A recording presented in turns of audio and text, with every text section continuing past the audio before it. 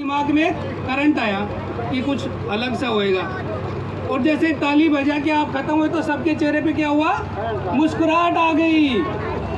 आप लोगों में जो आलस भरा हो तो वो एक तरीके से भाग गया।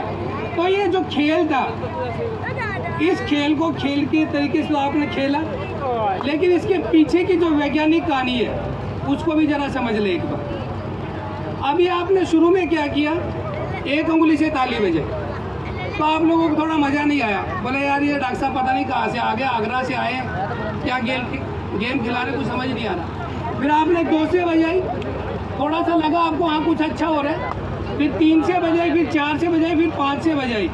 तो शायद मुझे लग रहा है सबने जो 5 अंगुलियों से जो ताली बजाई उसमें सबको मज़ा आया होगा। बिल्कुल सही कह रहा हूँ ना। तो जब 5 अंगुली से तालियाँ बजाई तो उसके पीछे का लॉजिक समझो।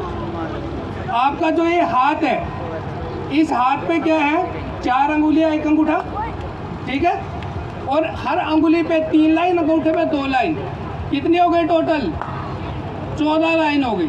कितनी हो गई। एक जो पौधा है उसको पूरा जीवन चक्र चलाने के लिए 17 पोषक तत्वों की आवश्यकता है।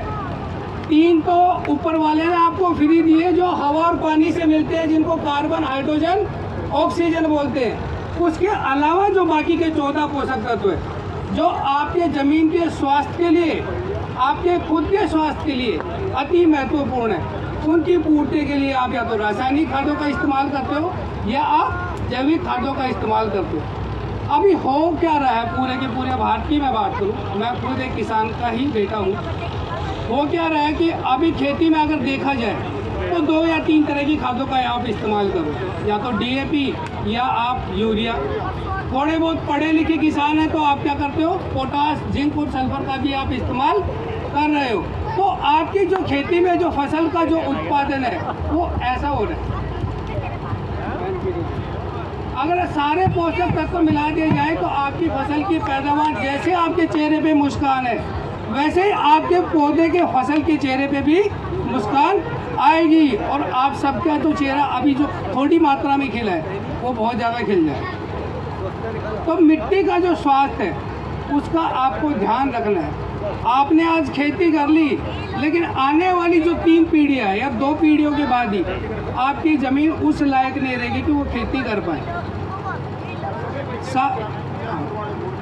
वही मैं उसी पे जो पोषक तत्वों का जो स्तर है, अब आप कहोगे कि 14 पोषक तत्व आपने बताया कि पता कैसे लगे मेरी ज़मीन में कितने की कमी और कितने की पूर्ति है। तो उसके लिए आपको क्या करना है कि जो आपकी ज़मीन है उस ज़मीन की मिट्टी की जांच करवाएं।